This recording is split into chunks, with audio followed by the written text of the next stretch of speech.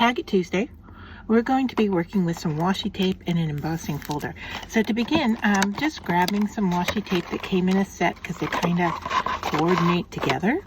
Now this set was from Bo Bunny. You can use any washi tape, any size, entirely up to you how you want it to look. But I'm taking my tag and I'm going to then just cover the surface with washi tape.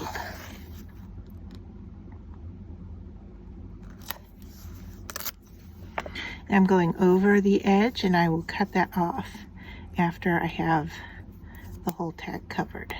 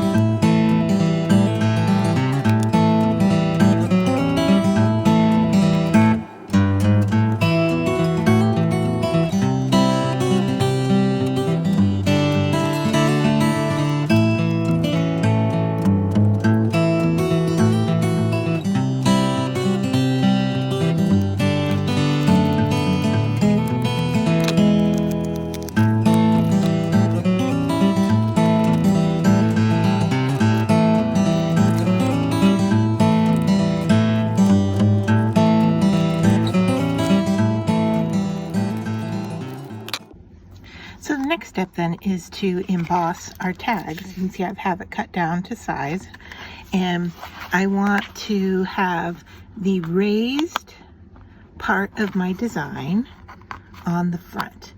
So you want to figure out which is the best way to put your tag into your embossing folder. And what this is going to do is not only give you the design that we see here, but it is also going to kind of meld or merge the washi tape to your tag cardstock.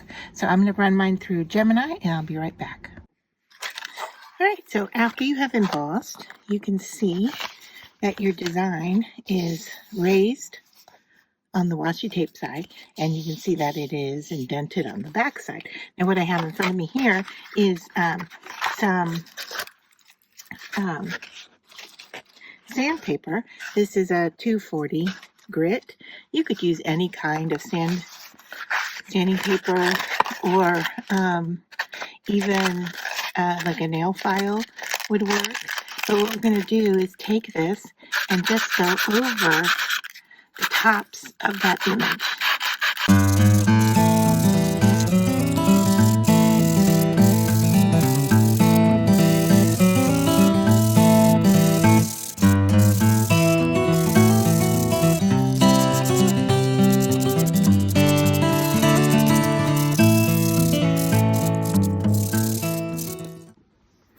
Alright, so I have finished sanding the front, and you can see how it has revealed the image in a white look to it.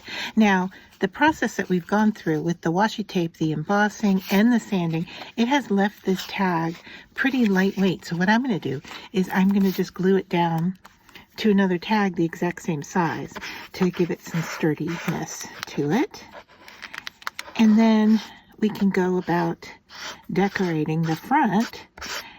And I've pulled out a die cut word in pink, and I've pulled out some green sequins, and I've also pulled out my vintage photo, thinking that we might like to age the edges, and if not the edges, then we could definitely go over the inside as well. Now it looks like my alignment here is a bit off, and I don't know why it is being so tacky and not letting me move. So let me try this again. lining things up a little bit better. I cut both these tags at the same time and punched them together, so they should line up, but I'm thinking now that I'm doing this that I was just off a little bit, or I worked one side and flipped it over. I am not completely sure why I am having trouble lining these two up. But that's what I'm going to think, is that I'm using the wrong side of the white tag. But, so what I'm going to do is, let's see if that's what my problem is, and that is, so you want to definitely check to see what works the best. But I'm going to go ahead and stick these two together, the wrong sides, and trim off the excess. All right, so not a perfect pairing here, but for our tutorial it'll work. And then all I have to do is do our die cut again, or paper punch, hole punch, whatever you want to call this. There we go. It's going to be off on the back, but we're lined up on the front, and that's the part that matters.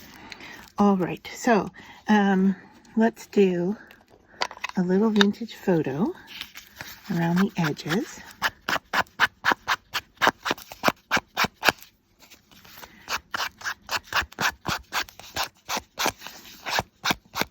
That colorful washi tape is now taking on a little bit more of an antique look, even though it's kind of a fun and festive design.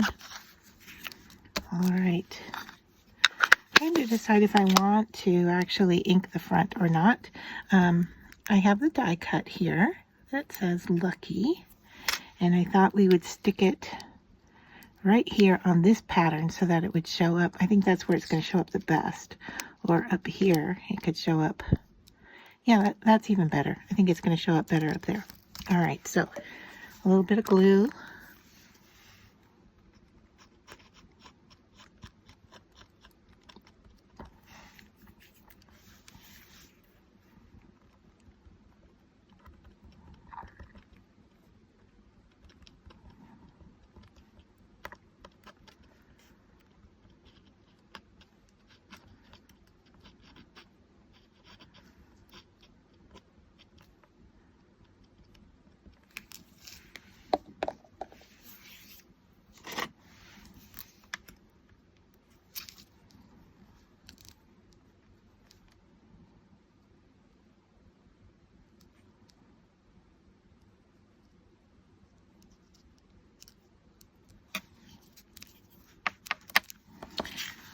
All right, hopefully that looks close enough to center. It's a little off, but we'll make it work.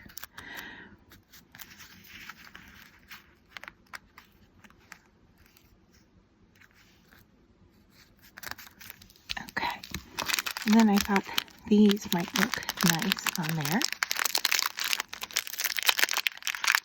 So I just dropped a few, and that might be all that we need.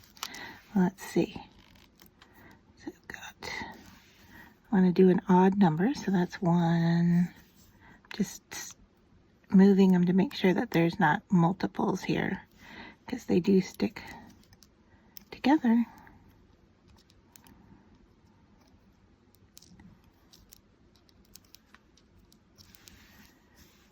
So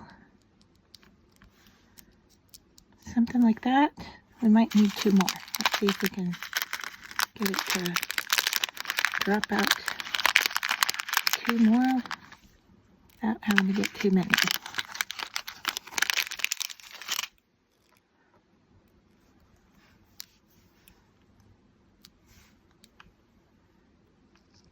And these look to be different size. This one's a little smaller than those, and so is this one. That's quite interesting and kind of fun. Let's see, do we want, I think we do.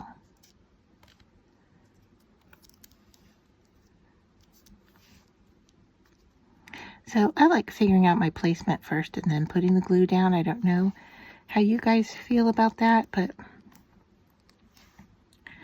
okay. So now I know where I want these. I can go back in with my glue and pick these up. My glue's being a little stubborn today.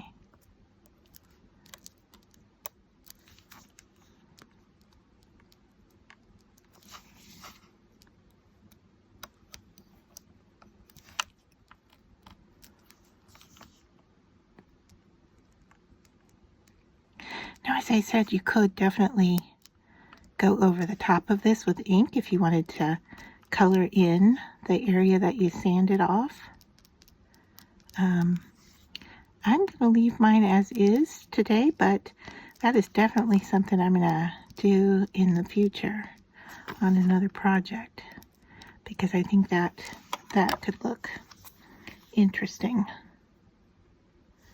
So I'm going to call this done for this week. Let me know what you think of this technique. Whoops. Got a little sequin here. It didn't want to stay down, huh? I think this is where you were. Alright, I'm going to have to give those a little bit more time to dry. And I'm picking them all up. Look at that. So, extra little mound of glue. Let's see, this one was the bigger one that went there. Alright, so don't be impatient like me. Give them time to stick down, I guess. Maybe a little more glue even underneath them, because they are domed. And they have a little, oh my goodness, I pulled off another one and I don't even see where it went. I've pulled this one off. Oh, it's stuck to my finger. Little buggers. All right, so I'm going to let this sit and dry.